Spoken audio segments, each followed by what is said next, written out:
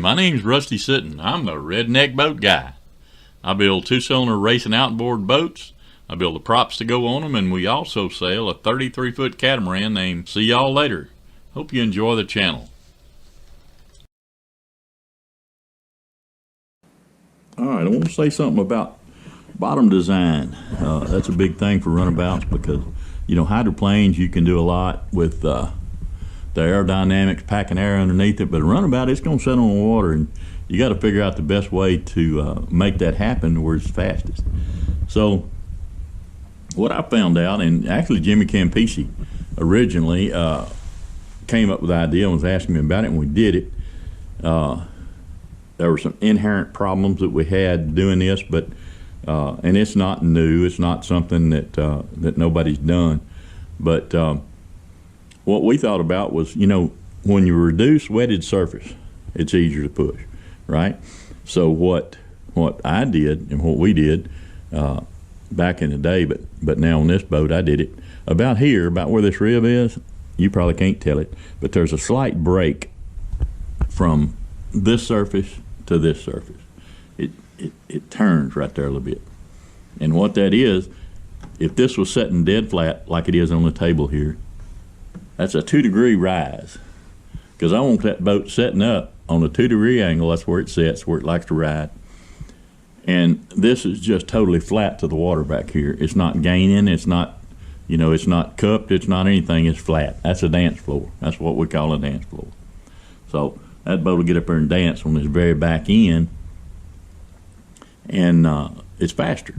So I don't know if it's 14 inches, 16 inches, somewhere in there.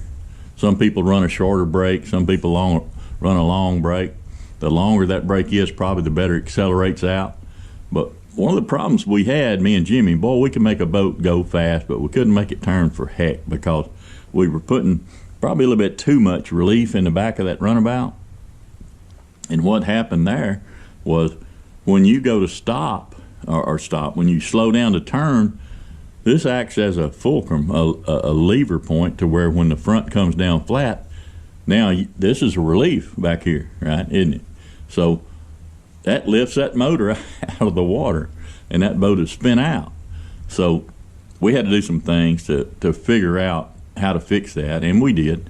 One of the things I did on this boat, you know, it was designed, like I say, not to turn. It was just a steady rise from here on up. But what I had to do to keep it from spinning out like that was I made a little ball up there on the front. And, you know, where I got that was from Ranger bass boats.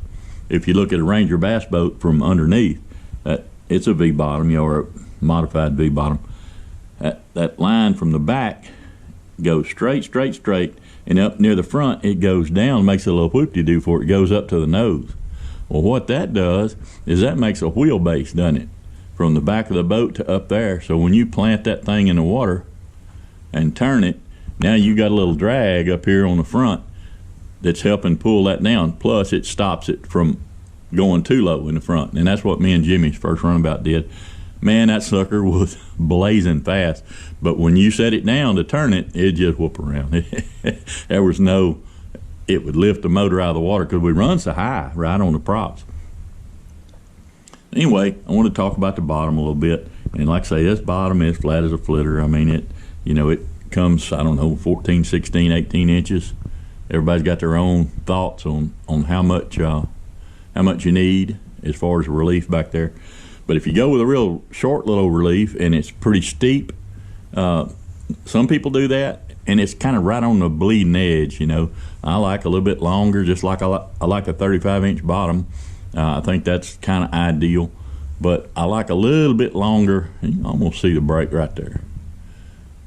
I like a little bit longer relief on mine, but only 2 degrees, because I want that riding flat to the water. I want that to be like you know how air hockey table works, right? You turn the air off, and that hockey puck, it won't even go nowhere. It'll just boom. It'll just slide across halfway across the table there. But you turn that air on where it's got air underneath it, and that thing will go all over that table, won't it? So that's what I'm trying to do here. That's what everybody does, is you create kind of an air hockey effect. to where that boat is sitting on a little bit of air. Now, you can't pack air on a runabout. You can't do it. But there ain't nothing says you can't make the front end flat like I did mine, to where it's not dumping it out the sides way out in here. So anyway, that's why this boat works. Another thing, while we're sitting right here, let me see if I can clean it up here. And we can go a little bit further forward too. But that's called a lap strake. I don't know if you can see it, but that boat is straight up. It's got an edge on it that's straight up. And that edge changes a little bit down through here. A little bit less in the back, a little bit more up in here. And that makes these flat turners work. The amount of lap strake you got and where it is real important on this. And since I was making changes, I ain't gonna show you, but I knew I might be cutting into that, so I measured it and wrote it here on my bench exactly how much lap strake I got, how far forward, so I could recreate it because it worked really good. Anyway, that's bottom design, 2 degrees of angle and 14-16 inches of flat, and then a steady roll up to the front and lap strake. That lap strake right there. Another thing we do on the non-trips is they'll put a little lifting rail, they call it, but what it does, it's a little flat piece. It's flat to the bottom, and then it comes up. It's like a little rib. You know, if you've seen the bottom of a boat, you see the ribs in it. It's like putting a little rib right there. And what that does is it lifts that boat on this inside, or the outside rather. When the water hits here and goes up that non-trip, it lifts when it hits. Anytime water is compressed, it's going to go up. It ain't going down, it's going to come up. So it comes up and hits that little strake there, and some of it sprays off. Well, some of the waves are taller than that, aren't they?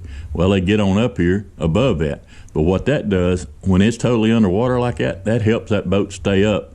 It won't chunk and go down. It'll lift it. It'll hold it up a little bit. So where you place your little lifting strakes mean a lot. You know, you put them on an angle. Some of them put them on angle. Some of them are flat. Some of them are long. Some of them are skinny.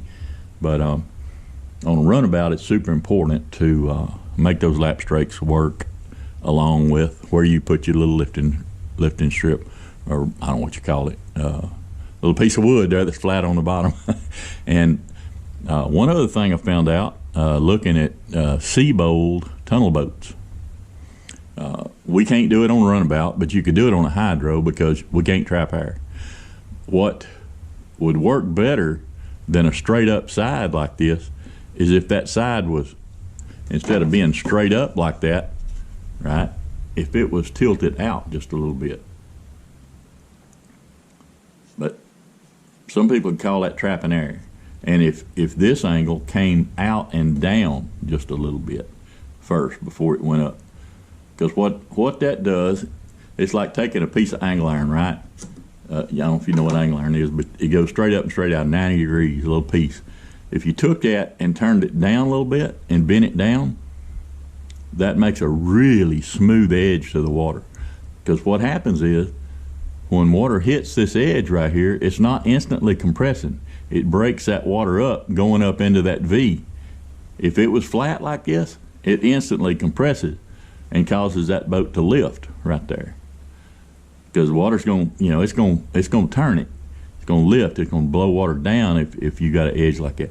But if you drop this edge, roll that angle iron down just a little bit to where this bottom is a little bit lower, what that does, like I say, is when you're sliding sideways on the water, it comes through there and breaks up and causes a little low pressure area back in the back edge of that angle iron with it looking down like that.